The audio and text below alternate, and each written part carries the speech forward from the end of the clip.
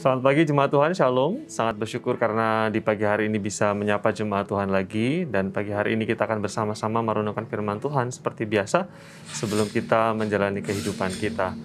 Dan firman Tuhan di pagi hari ini dan juga di beberapa hari ke depan, saya akan beri judul kehidupan yang menjadi berkat.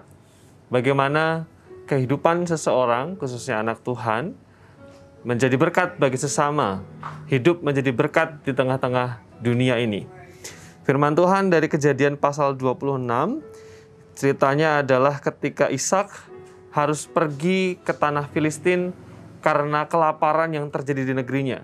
Dia harus pergi, mengungsi, menjadi orang asing, lalu kemudian memulai kehidupan yang baru dengan usaha yang baru, dengan kerja keras yang begitu luar biasa. Settingnya adalah setting krisis, settingnya adalah setting keterbatasan. Settingnya adalah setting kehidupan yang tidak mudah. Tetapi kehidupannya di sana diberkati tetapi juga menjadi berkat. Mari perhatikan Kejadian pasal 26 ayat yang ke-12. Lalu kemudian sampai dengan ayat yang ke-26. Tetapi izinkan saya membaca bagi Bapak Ibu saja ayat 16 sampai dengan yang ke-22.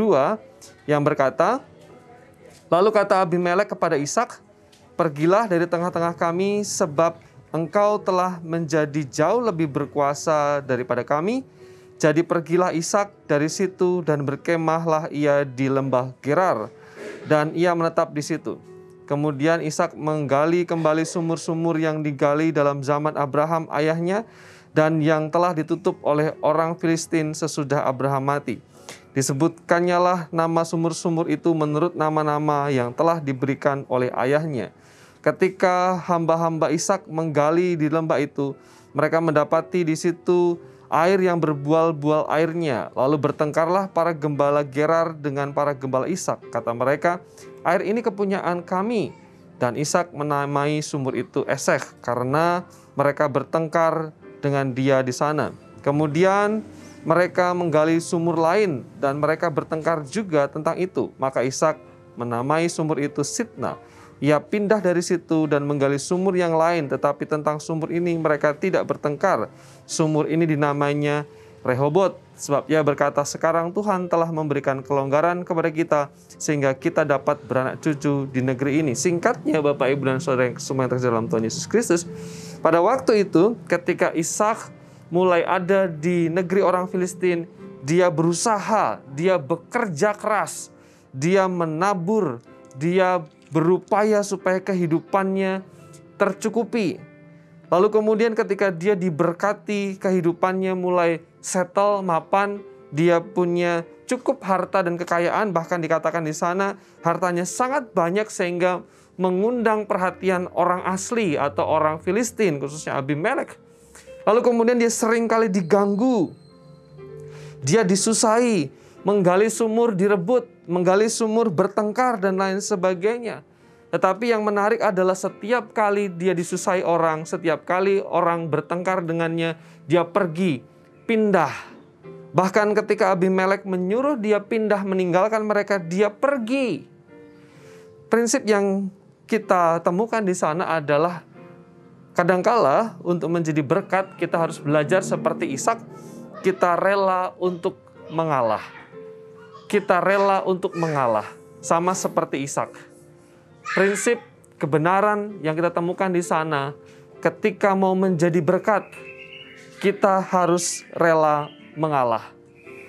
Ketika Ishak sudah dalam kondisi nyaman, lalu kemudian dia harus meninggalkan daerah Gerar. Dia menggali sumur dan mendapatkan air, dalam konteks itu konteks padang gurun. Sesuatu yang berharga, tapi dia rela pergi untuk orang lain. Kehidupan yang menjadi berkat dari kehidupan Ishak, kita belajar bahwa kehidupan yang rela mengalah.